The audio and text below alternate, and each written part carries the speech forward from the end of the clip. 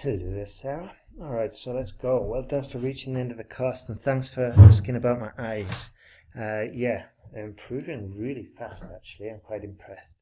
So let's go. Technology is becoming an important and essential element in our modern life. Good.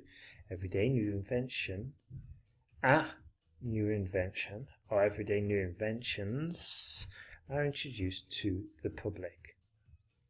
In my opinion, inventors are coming up with a new item that can adapt to our lives. Okay, so in my opinion, in most cases, inventors are coming up with a new item that can adapt to our lives. Okay, this essay will discuss both issues. Which issues? It didn't seem like we've looked at both issues here. That wasn't totally clear. So we could have just said this essay will discuss this phenomenon, using examples from Apple and UK schools to demonstrate points and prove arguments. Fantastic. Okay, good way. Good second part of that sentence. High techs. What are high techs? High technology is here would be better to make our lives easy, fast, and more productive. So, if we were going to make this parallel, how would we do this?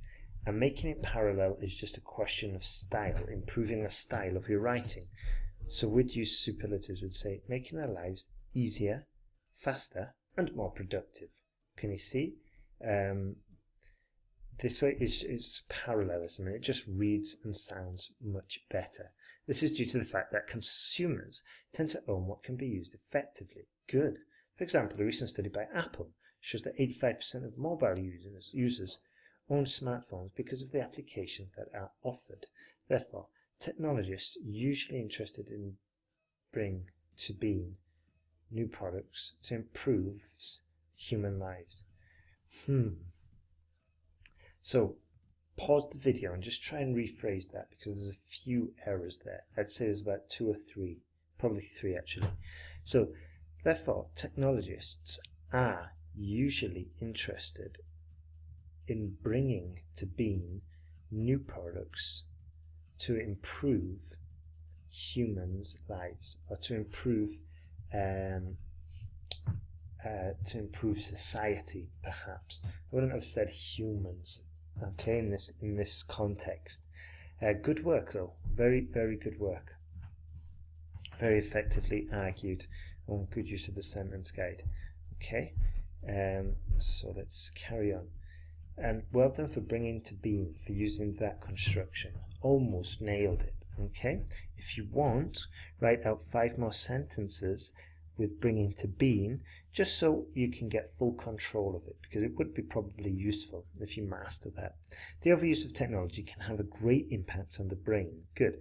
This is because the brain needs to be used and trained constantly. Otherwise, it will not be that sharp. For instance, a study done on schools across the UK illustrates that students who have access to technology at an early age have difficulties in solving mathematical problems and adapting to new environments. Very good, okay. Consequently, technology is making them intellectually weaker and more dependent on it. Okay.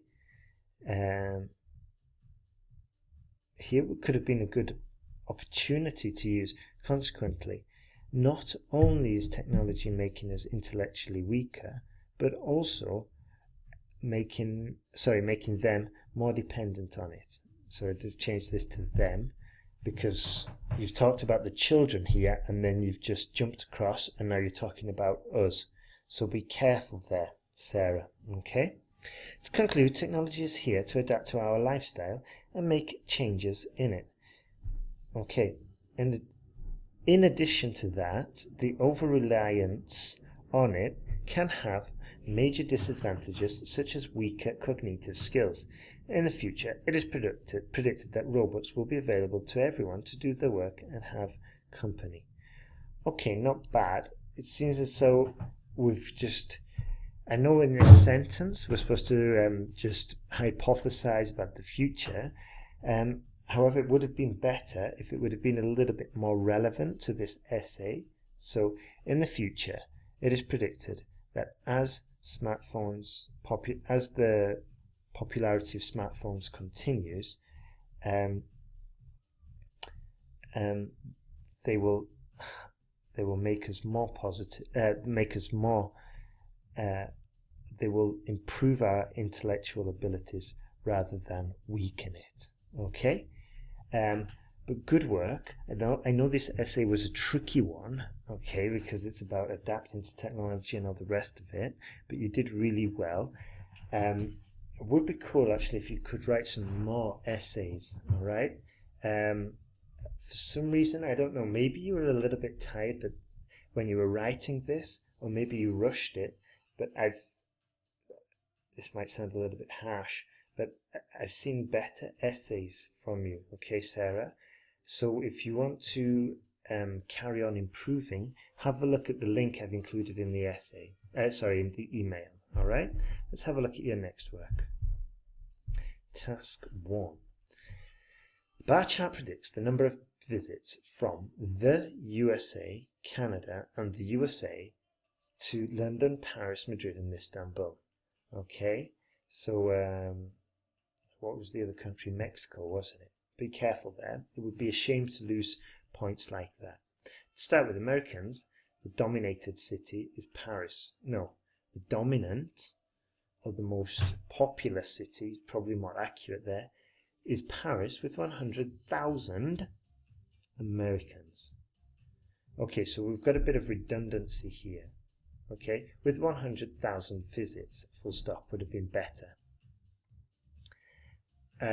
Here, instead of then comes London, Madrid, and Istanbul, we could have said followed by, comma, followed by London, Madrid, and Istanbul with 80, 70, and 60,000 respectively. Well done for using the respectively sentence. We almost got it perfect, apart from this S.